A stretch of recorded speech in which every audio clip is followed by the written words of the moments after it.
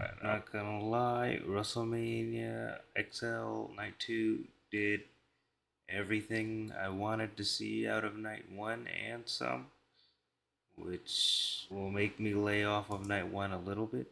Last time I scrolled through it, I'll give you some time on this one. And I won't go quick this time, I'll take my time this time.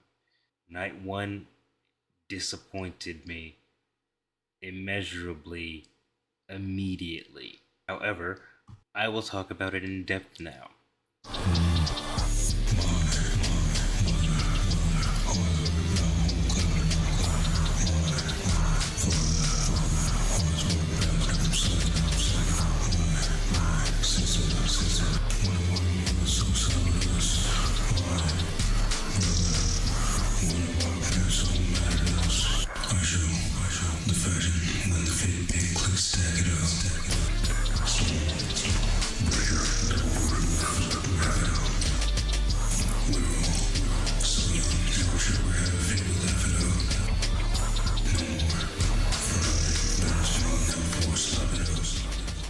Starting off with Night 1. This card on paper is solid, but watching the matches live, I was disappointed. Now, starting off with Rhea Ripley versus Becky Lynch in the Women's World Championship match, you can read my bias.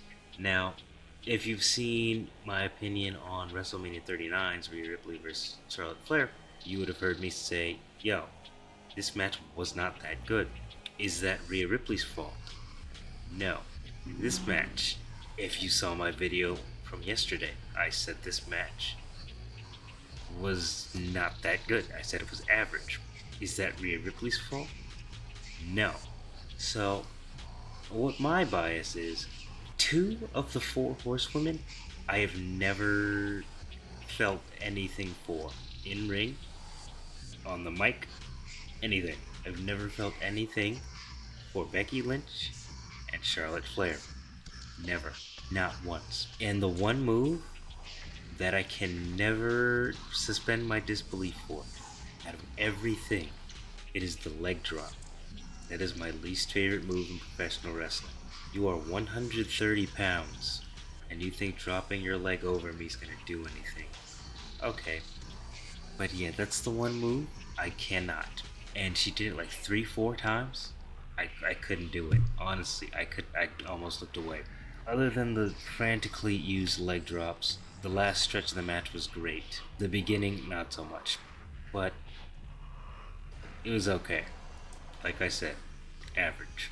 The 6-pack ladder match, one of the best matches on the card. I'll give it second best match on the card. There was a lot going on. Very chaotic match. Heavy on spots, which I can appreciate. Very light on storytelling, obviously, because they just contended. They just qualified to get in here. It wasn't really story based, but it was well done. They had all good teams athletically in this match, so the match quality I did expect to be pretty high. The result I was not very fond of. I don't really care for A-Town Down Under yet. I don't know if I ever will with these characters. And I'm not a huge fan of Awesome Truth as a team. I'm just not a fan of The Miz. Never really have. R-Truth, I'm glad he got his WrestleMania moment though. But yeah, all around, very good, fun match. Good way to split up the titles, and it's a good refresher for the brands. They both have tag team championships separately now. More stories. Rey and Andrade versus Santos and Dominic. It was really like a tribute to modern Lucha Libre style. All versions of it, really. Because Andrade isn't very high flying, and neither is Dominic. But Santos and Rey can do the other part. So paired together, it does work. I wasn't a fan of Jason Kelsey and Lane Johnson getting involved in this match, but it was an okay match. That's probably why I didn't remember it very well, because it didn't end clean per se. Jimmy vs. Jay. Now, if you saw my opinion on this before, I said it was absolute garbage, and I stand on that. I stand on exactly that. Now, in their storyline with their family, they both fit in perfect. in ring, their bag is hollow. They don't have movesets like that. They don't really have they don't have chemistry. They're twin brothers and they don't have chemistry against each other. As a tag team, they can do the same stuff. Do your thing, tag out, they do the same thing, tag out, do the same thing together. You both have the same finisher, you both have the same signatures. So, we didn't really build Jimmy as a character before this. It's just Nogi. And he's still part of the bloodline even though he told him to leave. So, yeah, it doesn't really make sense. So, yeah, that match fell flat for me. I wanted to see it because on paper it looks perfect. There shouldn't be any more chemistry than two twin brothers fighting, but there was next to none. Yeah, it was completely built off emotion, but there was like no emotion in the match at all. They're just, yo, I'm sorry, brother, lift me up, and that was it. I think either Jay stagnated or Jimmy never picked up his groove. He never found his groove. It was a short, slow match. But yeah, there was like 16 super kicks and a lot of yelling. But yeah, it was not a WrestleMania worthy match. They should have just done that at Payback. Bianca, Naomi, Jade versus Damage Control. I said it wasn't memorable, which it wasn't. I'll stand on that. But Damage Control worked effectively. I recall that. It hit Naomi with an insane elbow on the outside, I believe. When Jade Cargill stepped in, the momentum changed, but her moveset didn't. That's the crazy thing. Her moveset's not even exactly the same. She did less than she did in September in AEW. But her presentation's pretty much the same, so it's like the same. Nothing's changed. So what has she been in the performance center for all this time for? She must be working on talking, but we haven't heard much of that. So I don't know. It's fine, I guess, but Asuka had spit poison mist in the Kairi Sane's face, and we didn't really see it because camera angle. It was a short match. I guess it was just there to highlight Jade's strengths. She didn't have to do a whole lot in that match, so it was hiding inexperience. It's fine, but yeah, it wasn't very memorable as a Mania match. We could say that's Jade's second pay-per-view match, first WrestleMania match, but like it was a trios match. So same with Andrade. That was his first WrestleMania match. He's always dreamed of tagging Rey Mysterio, but he took Dragon Lee out of his spot, and the match was alright. It's a tag match. Next was the Intercontinental Championship match, Gunther and Sami Zayn. These are two generational in-ring talents, and they showcased that. Well, Sami Zayn got stomped on for 3/4 of the match, but the rest of it, he was showing out. I'm not gonna lie. He pulled out his classic brainbuster, he hit a Louis kick, but like Gunther definitely splashed on him like twice, 3 times, powerbombed him 3 times. He hit him with everything, and he still got up and won that. So like, I understand someone not being able to believe that, but like the build was good. I just don't understand why they couldn't give it to Gable if he could teach someone to do it. The match was fantastic. The match was amazing. The finish was great. Zayn winning was definitely a shock after everything he was put through during that match. And there was Rhodes, Rollins, Rock, and Reigns. Love saying that. Very long entrances. I think it was like 16 minutes of entrances. They stared each other down for like 2 minutes. Then there's some tags, more staring. A little bit of wrestling, blind tag, more staring. It's okay. Rock got in, did some power stuff. Rollins bumped a bunch. It was a very long, drawn-out match for the first 30 minutes. A lot of standing still. It did pick up the Rhodes and Rollins hitting some big offense, and then the super kicks on Reigns. Rollins stomped him, crossroads. Rock pulled the ring out. The Rock did look very strong in this match. Used his authority to his advantage, threatened to fire the referee, yelled at Mama Rose, grabbed the belt. The Rock actually took some big bumps, some hard bumps. Good job on Rock. It's been 11 years since he last stepped in the ring, for real. Yeah, Rock, Roman won that. A pretty good match in the last 15 minutes. It felt every minute long that it was, but solid finish leading up to a big stacked main event against Cody Rhodes. Now, night 2 was great. Near perfect WrestleMania event. Near perfect. Nothing's perfect. Very close. Everything was well executed. I did enjoy night 2 thoroughly. I only missed like 75% of one match because I had to eat. So the night started off with Seth Rollins versus Drew McIntyre, both with very, very big entrances. I wasn't a massive fan of Seth's, but it was good. It felt like the event we're at. I just felt like it would have fit better in New Orleans, but still very good match, which ended the way anticipated of a man who just got out of a match that went 45 minutes literally yesterday. Loses to Drew McIntyre, Seth Rollins does, and Drew McIntyre, caught up in the moment, gets too cocky, stands on the announce table, flexes in front of CM Punk's face, gets tripped up. Damien cashes in, South of Heaven, after the drive-by with the briefcase. 1, 2, 3. And Damian Priest is the World Heavyweight Champion. Very well executed cash in. It was really now or never with Damian. He was running out of time, and I'm glad he waited to when he did to execute this very well done cash in.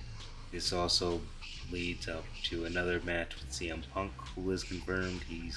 His arm's good with Drew McIntyre. Damian Priest is on to bigger, better things. The newly free Gunther has a route to take now. He can go straight for that World Heavyweight Championship if he chooses. Then there was a Final Testament versus the Pride. Oh, I keep calling them Pride.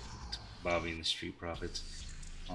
Philly Street Fight. I didn't see most of the match. I had to go eat, but I heard a lot of good feedback. I did see the kendo sticks with Bobby getting beat down, and then I saw a couple clips. I'm gonna watch that match back later, but I heard like mixed reviews on Snoop Dogg on commentary. Some said he was an active distraction, and it made everything clunky.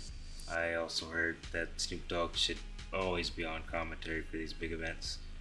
So take that as you will. I always appreciate Snoop Dogg getting involved in the wrestling world. Good dev celebrities at these events. Then there was LA Knight versus AJ Styles. I loved the build for this match. Straight up fisticuffs, wherever, whenever.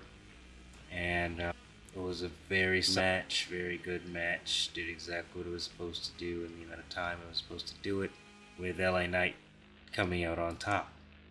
I wasn't sure that was happening, but AJ Styles came out to that new theme he mentioned before. Not a well received one. It sounds to me like a remix of one of his TNA themes. That's cool, but according to what I'm hearing, it's not good. When I heard it, I wasn't really able to hear it well, but I'll listen to it again later, and my opinion might change on that. I don't know. Then there was the Triple Threat U.S. Championship match with Logan Paul, Kevin Owens, and Randy Orton. I did thoroughly enjoy this match. I did say before, Randy Orton has always been okay in ring, and that is it's not necessarily a bad thing, but he pulled out all the stops in this match. Logan Paul put out the new surprise in the Prime bottle with I Show Speed in the bottle. Last year was KSI. The brass knucks were used very often. Kevin Owens with the cart brought Randy out. That was awesome. They were gonna double team just to get a new championship. But yeah, it was an overbooked match, but it was a good overbooked match. Some matches should be overbooked. That one was one of them. Very well done. I enjoyed it. The pop-up RKO was very good. The RKO on Speed on the announce desk was very good. Logan showcases athleticism well. Kevin Owens, with his smash mouth style, fit perfectly in with both of them. Then there was Io Sky versus Bayley. I can never root against Io Sky, no matter what the match is. Whoever she's going against, I do not care. Always going over Io Sky, but I appreciate Bayley's work always and always have. This was Bayley's moment. WrestleMania. I hope Io gets her big WrestleMania win in the future, hopefully sooner than later. Very glad she got to participate in a singles match at WrestleMania this year. Congratulations to Bayley, your champion. Very good match. Bayley showed she is not washed at all. Still very solid in the ring. Io, very solid in the ring. Very technical this match. Pulled out an STF crossface. Whole lot of submission. Whole lot of submission based offense going from Io. Multiple moonsaults. One from the middle rope, I remember. I was hoping she'd go for a moon stomp during this match. It looked like she almost attempted one, but it was probably just stopping herself from landing on the mat. I do wish Bayley didn't finish it though. Yeah, great match. Then the Bloodline Rules main event: Cody versus Roman. That's Rhodes versus Reigns, Universal Championship. This was probably the perfect example of the best overbooked match in WrestleMania, if not WWE history. The surprises were perfectly timed. They were the right people. Very fitting. When Jimmy came out, Jay came out for the save. When Solo came out, John Cena came out for the save. Then The Rock comes out, and then The Undertaker came out. You know, it was there was a lot of balance, and then on top of that, the actual in-ring opponents, one-on-one opponents, Roman Reigns and Cody Rhodes have a near like a classic, like a vintage chemistry that works so well with one another. That was a masterclass. That was a generational WrestleMania main event. Their entrances were both insane, top notch. Of course, Cody Rhodes had to make a Triple H reference for this match with the skull. It's cool. But his song was sick, the videos were sick. Roman Reigns coming out to a completely symphonic version of his theme song. Insane. Loved that. Loved it all.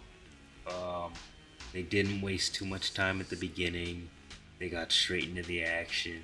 They showed they can have a great wrestling match without the interferences, without the no DQ, and then they went out, showcased why this is no DQ and what they can do with this no DQ match. And they called back to many old rivalries, and The Rock took off the weight belt and the shield. Seth Rollins had said he'll be Cody Rhodes' shield against the Bloodline. The Rock bottoming Cena, AAing Reigns, and Solo Sikoa. It was great. That was exactly what I expect of WrestleMania.